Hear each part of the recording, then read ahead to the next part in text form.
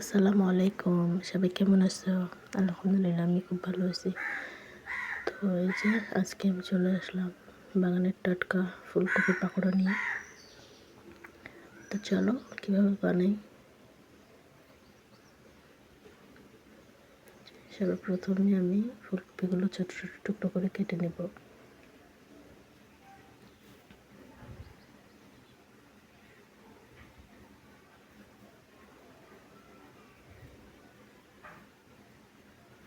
তারপরে চুলায় দিয়ে দিলাম পানি, তার সাথে কিছুটা লবণ দিয়ে এবার ফুলকপিগুলোকে সিদ্ধ করে নেব। হালকা সিদ্ধ করব, বেশি সিদ্ধ করলে আবার একেবারে গলে যাবে। তো হালকা সিদ্ধ করলে হবে কি, সব মশলাগুলোর ভিতরে যাবে, খেতেও খুব ভালো লাগবে।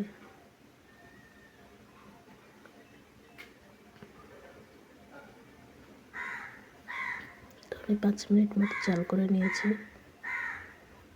এবার ঝুড়িতে উঠিয়ে নেব পানিগুলো নিংড়ে যাওয়ার জন্য।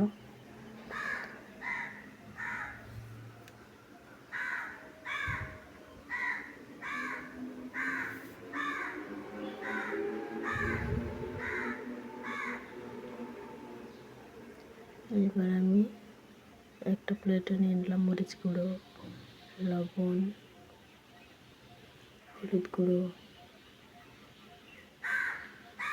বাটা মশলা আর দেব লেবু রস।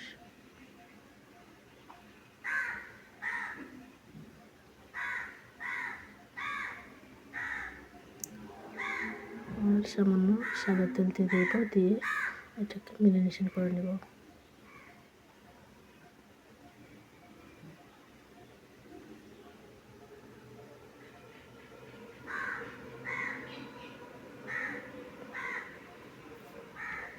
তারপরে এর মধ্যে দিয়ে দিলাম সিদ্ধ করে রাখা ফুলকপিগুলো, দিয়ে ভালো মতো মেখে নেব।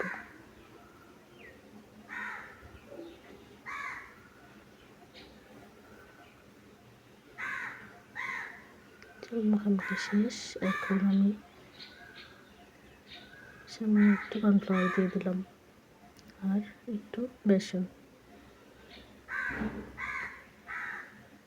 দিয়ে আবারও ভালো মতো মিশিয়ে নেব সবগুলো।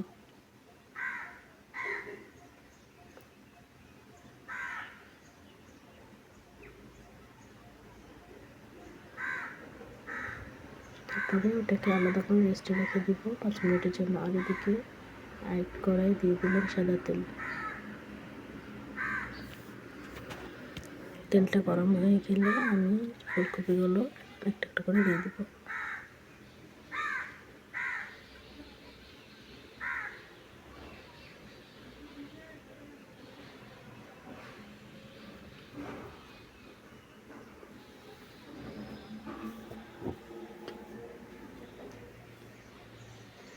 তো এই যে আমি একেবারে সুন্দর লাল লাল করে ভেজে নিয়েছি, মুচমুচে করে। আর সাথে কিছুটা কারি পাতা ভেজে নিলাম। কারি পাতাটা দিলে ফ্লেভারটা অনেক সুন্দর আসে, তো সেই জন্য আমি কিছুটা কারি পাতা এখানে ভেজে দিয়ে দিব।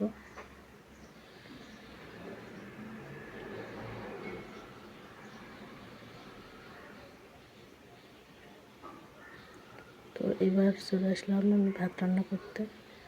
তো তার জন্য পানি আর পানির সাথে কিছুটা লবণ দিয়ে পানিটা ফুটে আসলে এর মধ্যে দিয়ে দিব বাসমতির চাল।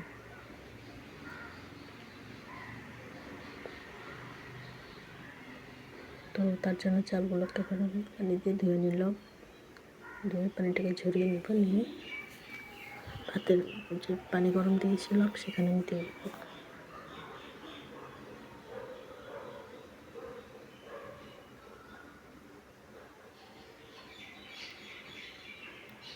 পানিটা সুন্দর মতো ফুটে উঠেছে, তার মধ্যে দিয়ে দিলাম চালগুলো।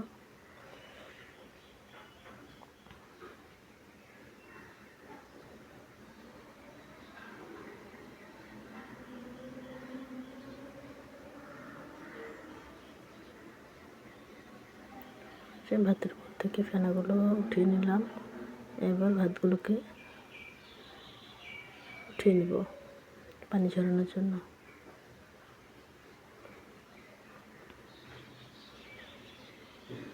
এবার কড়াইতে আবারও তেল দিলাম, দিয়ে দিলাম রসুন কুচি, আদা কুচি আর দেবো পেঁয়াজ কুচি।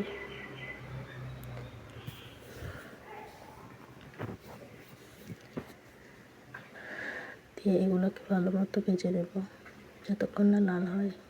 তো লাল লাল হয়ে আসলে দিয়ে দেবো ক্যাপসিকাম কুচি, দিয়ে আবারও ভালোভাবে নেড়ে চেড়ে ভেজে নেব।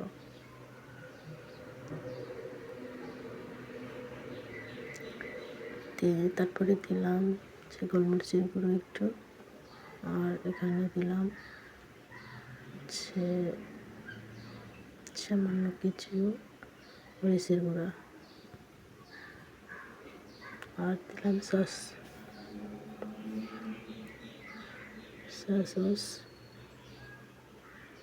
তারপরে একটু পানি দিয়ে ভালোভাবে নেড়ে চেড়ে এটাকে কষিয়ে নেব।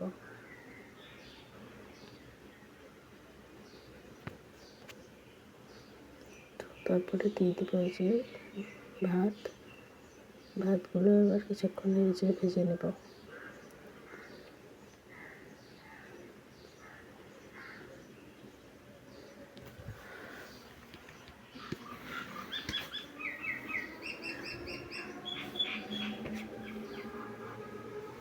তারপরে ভাতগুলো ভাজা হয়ে আসলে এর উপরে দিয়ে দিব পেঁয়াজ কলি আর কিছুটা কাঁচা পেঁয়াজ, দিয়ে আবারও ভেজে নেব।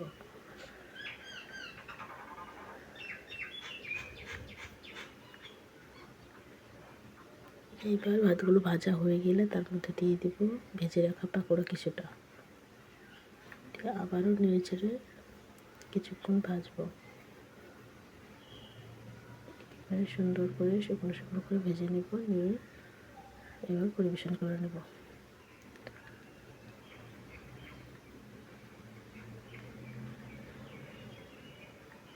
তো পাকোড়া দিয়ে খাওয়ার জন্য নিয়ে নিলাম সস, আর ভাতের সাথে নিলাম কাঁচা পেঁয়াজ আর লেবু। রেডি।